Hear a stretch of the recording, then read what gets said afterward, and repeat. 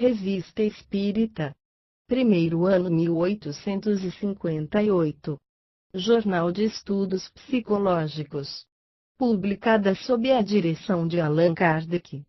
Revista Espírita, março de 1858. O Sr. Home. Segundo artigo, ver o número de fevereiro de 1858. O Sr. Home, assim como dissemos, é um médium do gênero daqueles sob a influência dos quais se produzem, especialmente, fenômenos físicos, sem excluir, por isso, as manifestações inteligentes. Todo o efeito que revelação de uma vontade livre é, por isso mesmo, inteligente, quer dizer, que não é puramente mecânico e que não poderia ser atribuído a um agente exclusivamente material, mas daí as comunicações instrutivas de uma alta importância, moral e filosófica, a uma grande distância, e não é do nosso conhecimento que o Sr. Home as obtém dessa natureza. Não sendo médium escrevente, a maioria das respostas são dadas por pancadas, indicando as letras do alfabeto, meio sempre imperfeito e muito lento, que se presta dificilmente aos desenvolvimentos de uma certa extensão. Ele obtém, não obstante, também a escrita, mas por um outro meio, do qual falaremos dentro em pouco. Diremos, primeiro, como princípio geral, que as manifestações ostensivas, as que ferem os nossos sentidos, podem ser espontâneas ou provocadas.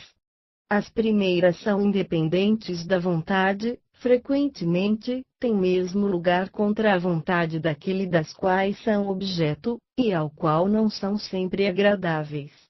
Os fatos desse gênero são frequentes, e, sem remontar às narrações mais ou menos autênticas dos tempos recuados, a história contemporânea delas nos oferece numerosos exemplos cuja causa, ignorada a princípio, é hoje perfeitamente conhecida. Tais são, por exemplo, os ruídos insólitos, o movimento desordenado dos objetos, as cortinas puxadas, as cobertas arrancadas, certas aparições, etc.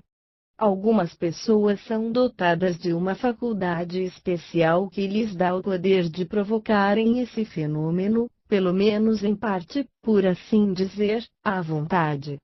Essa faculdade não é muito rara, e, sobre 100 pessoas, 50 ao menos a possuem em um grau mais ou menos grande.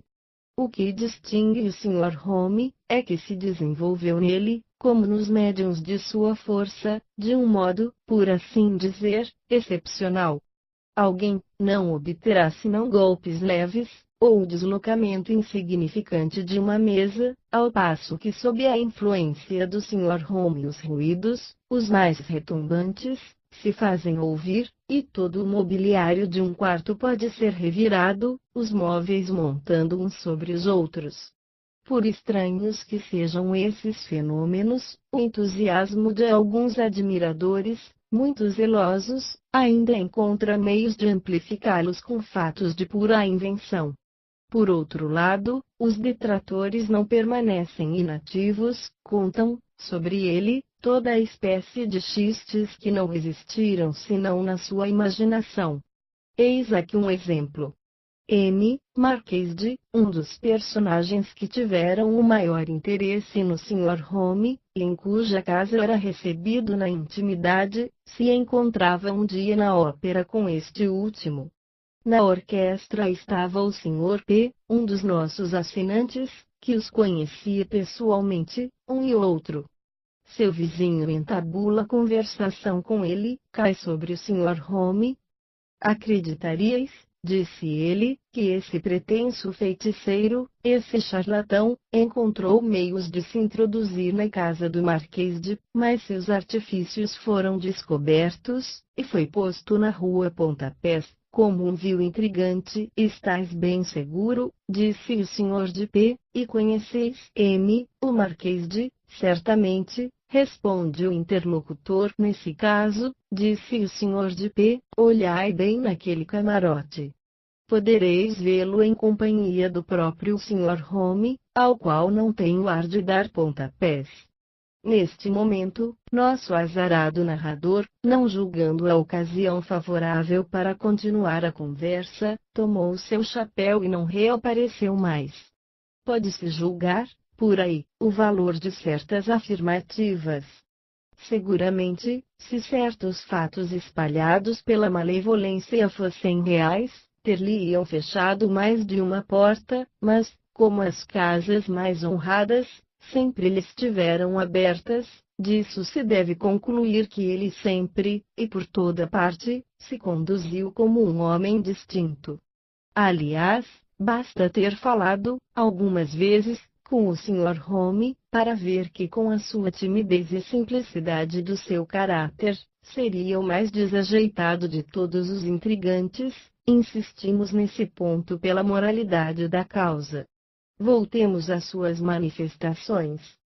Sendo o nosso objetivo fazer conhecer a verdade no interesse da ciência, tudo o que relatarmos foi haurido em fontes de tal modo autênticas, que podemos garantir-lhes a mais escrupulosa exatidão. Temos testemunhas oculares muito sérias, muito esclarecidas e colocadas muito alto para que a sua sinceridade possa ser posta em dúvida.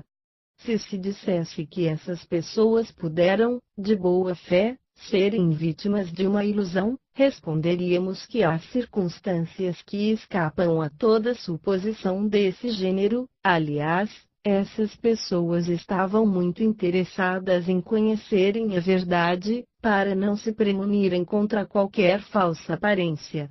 O Sr. Home começa, geralmente, suas sessões pelos fatos conhecidos, pancadas em uma mesa ou em qualquer outra parte do apartamento, procedendo como dissemos alhures.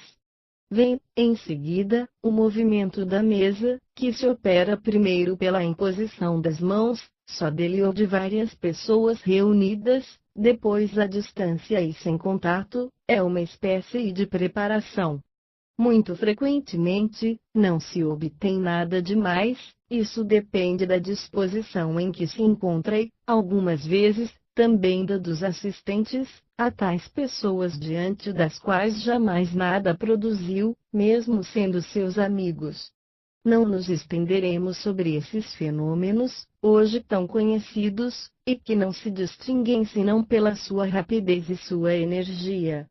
Frequentemente, após várias oscilações e balanços, a mesa se destaca do solo, se eleva gradualmente, lentamente, por pequenas sacudidelas, não mais do que alguns centímetros, mas até o teto, e fora do alcance das mãos, depois de estar suspensa alguns segundos no espaço, desce como subiu, lentamente, gradualmente. A suspensão de um corpo inerte de um peso específico incomparavelmente maior do que o do ar, sendo um fato adquirido, concebe-se que pode ocorrer o mesmo com um corpo animado. Não sabemos que o Sr. Home tenha operado sobre nenhuma outra pessoa, senão sobre si mesmo, e, ainda, esse fato não se produziu em Paris, mas foi constatado que ocorreu, várias vezes, tanto em Florença como na França, e notadamente em Bordeaux, em presença das mais respeitáveis testemunhas, que poderemos citar, se necessário. Igual à mesa, ele é elevado até o teto, depois desce do mesmo modo. O que há de bizarro nesse fenômeno é que, quando ele se produz, não é por ato de sua vontade, e ele mesmo nos disse que dele não se apercebe, e crê estar sempre no solo, a menos que olhe para baixo. Somente as testemunhas o veem se elevar. Quanto a ele, experimenta nesse momento a sensação produzida pela agitação de um navio sobre as ondas. De resto, o fato que narramos não é pessoal ao Sr. Home. Deles a história cita mais de um exemplo autêntico, que relataremos ulteriormente. De todas as manifestações produzidas pelo Sr. Home, a mais extraordinária é, sem contradita, a das aparições. Por isso nelas insistiremos mais, em razão das graves consequências que delas decorrem e da luz que lançam sobre uma multidão de outros fatos. Ocorre o mesmo com sons produzidos no ar, com instrumento de música que tocam sozinhos, etc. Examinaremos esses fenômenos com detalhes em nosso próximo número. O Sr. Home, de retorno de uma viagem à Holanda, onde produziu, na corte da mais alta sociedade, uma profunda sensação, acaba de partir para a Itália. Sua saúde, gravemente alterada, lhe faz necessário um clima mais ameno. Confirmamos, com prazer, o que alguns jornais relataram, de um legado de 6.000 francos de renda, que lhe foi feito por uma dama inglesa, convertida por ele à doutrina espírita, em reconhecimento da satisfação que com ele experimentou. O Sr. Home merecia, sob todos os aspectos, esse honroso testemunho. Esse ato, da parte de uma doadora, é um precedente ao qual aplaudiremos, todos os que partilham as nossas convicções. Esperemos que, um dia, a doutrina terá o seu mecenas, a posteridade inscreverá o seu nome entre os benfeitores da humanidade. A religião nos ensina a existência da alma e a sua imortalidade, o espiritismo disso nos dá prova palpável e viva, não mais pelo raciocínio, mas pelos fatos. O materialismo é um dos vícios da sociedade atual, porque engendra o egoísmo. O que há, com efeito, fora do eu para quem tudo relaciona com a matéria e a vida presente? A doutrina espírita, intimamente ligada às ideias religiosas, esclarecendo-nos sobre a nossa natureza, nos mostra a felicidade na prática das virtudes evangélicas, lembra o homem quanto aos seus deveres para com Deus, a sociedade e si mesmo. Ajudar a sua propagação é dar um golpe mortal na praga do ceticismo, que nos invade como um mal contagioso. Honra, pois, aqueles que empregam, nessa obra, os bens com que Deus os favoreceu na terra.